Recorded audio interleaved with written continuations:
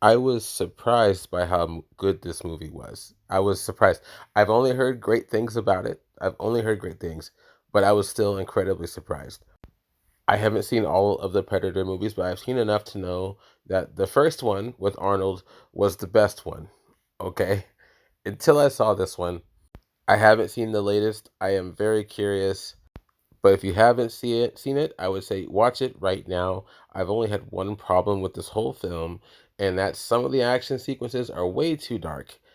Make sure you have the lights off and no competing light sources, because if you do, it will ruin those sequences. And it sucks because those fights, all of the fight sequences, all of the action is fantastic. Okay, so what is this movie about? Amber Mid Thunder, that's the actress's name. I can't remember what her name was in the movie. I know that sounds terrible, but I tell you, her character is unforgettable. I can't remember why I don't know what her name is. I don't know what any of their names are, to be honest with you. It's set like way back in the day. I want to say like the early 1700s in the United States. Uh, you have British fur traders and trappers, Native Americans just roaming the lands. It is just people, small people amongst a daunting wilderness. People only have flintlock rifles and pistols, if that. Like the little pebbles that they gotta stuff the paper in and load with the rods and everything. It's old school. And the reason why I bring all that up is because they are going up against a predator who has high tech weaponry. What chance do these people possibly have? Not to mention, this predator is much bigger than the predator in the original movie. And matter of fact, it's probably much bigger than a lot of the predators you've probably seen in other predator films. And if you've seen the first movie, even guys with heavy artillery couldn't stand much of a chance against that thing, that predator that again was much smaller. Okay, so back to what this main story is about. Amber Midthunder's character. She is a Native American woman, a young Native American woman trying to prove herself to her people, to her tribe. She wants to become a hunter. She doesn't want to be a gatherer. She doesn't want to be put in a traditional female role. Her brother is a hunter. He's like the main man hunter, okay? He's he's doing all this stuff. He's a nice guy too. He's not some a-hole or anything. He's encouraging to her. He's always trying to like help her out. He's always trying to listen to her and bring her along. But she hasn't quite cut it.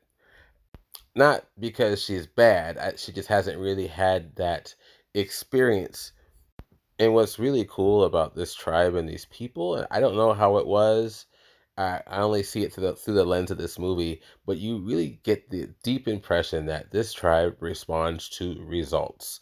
If you can't bring the results, they ain't looking at you. Yeah, this is the long and the short of it. She has yet to bring anything to the table for them to really notice her for. They're not mad at her, they're not shunning her, nothing like that, but they don't see her as a warrior, as a hunter, and they ignore a lot of her advice. For example, she sees something falling from the skies. We know as the audience that it is a spaceship. They have no idea. She thinks it's a spirit, not warning, but an omen of sorts. They have no concept of what is even happening at this point.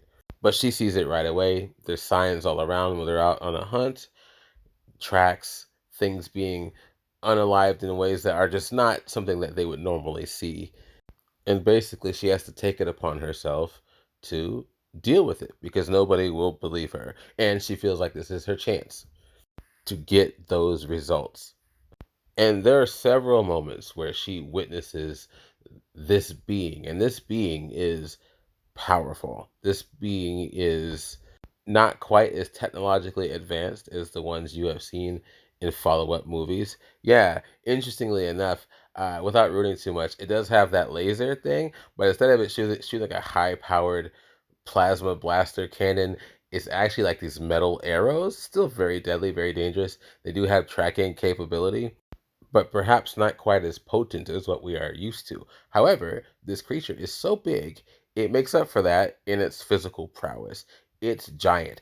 It picks up a grizzly bear, giant bear, and just practically over its head, almost tears it apart raining down red all over itself. And she's a small woman. she's it, she has to run. You get the impression that they all should run. That there's several people that go up against this thing and they lose badly, super bad. That's because, without ruining too much, they make a mistake that, like Dutch in the first movie, how Dutch kind of realizes he can't just toe to toe that thing. You have to think outside the box. Even more so for her, you really feel the the level of danger. You really feel the level of prowess with everybody involved, especially the Native American clan, her brother, the people that they're with her. These people have such prowess, such physical ability, such intelligence, such magnificence. It is an awe-inspiring moment to see them on the screen. It's amazing just seeing what they can do and seeing them try to go up against a thing that is practically not a god, but pretty darn close. I would give this movie a 10 out of 10 if it wasn't for those severely dark action sequences. ah, I'm gonna have to give it a 9. It's darn good. Last thought before I get into spoilers. One other fun thing about this film is there's not a heck of a lot of dialogue. It comes and goes, and I really like that because it really has you focus on the moment and on the scene. They show a lot more than they tell. It's the ambiance is heavy. You feel even more isolated than how you felt with Arnold's team in the first Predator movie. They don't seem like they have a chance at all. It adds so much to the film. It's a must watch. Okay, like and share if you like what I'm saying. Let me know what you think. I'm gonna get into spoilers now. Spoilers, spoilers. Okay, I knew her brother was gonna die. I knew it. I knew it. As soon as I saw how nice he was, he's a nice dude for the most part. He's a super nice guy, super capable dude. You knew he was gonna die in some kind of sad and or sacrificial way, and he totally does. You could call that predictable, but in this case, I just call it great storytelling. It's good stuff. What's weird about it though is he is such a good hunter and warrior. They give him the title of war chief, right? And she's really upset because she wanted that title. She wanted to get that kill. It wasn't the predator. It was like a mountain lion or something like that. And so she's mad. Anyways, fast forward, he dies. She w- she comes back home after everything's done. You can guess what kind of happens. And she basically gets deemed basically the new war chief, which is cool. But they kind of glaze over the brother a bit, just like just, meh, she brought results. Good job.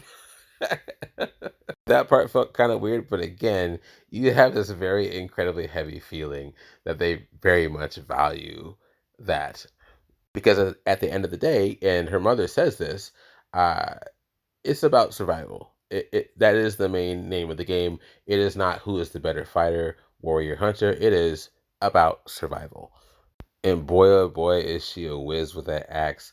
Man, she ties like a rope or whatever to it. So it's just like a hatchet, you know? And she's like throwing it and whipping it around. And like, oh man, she's going to cut off her arms doing it. She looks amazing. Oh my gosh, the fight sequences with her and how intelligent she is. It's nuts. You got to check this out if you haven't seen it. If you have, tell me how you feel about it. I love this movie. It's living in my brain right now, and I'm excited for it. I'm happy about it. So let me know what you think, and I will talk to you later.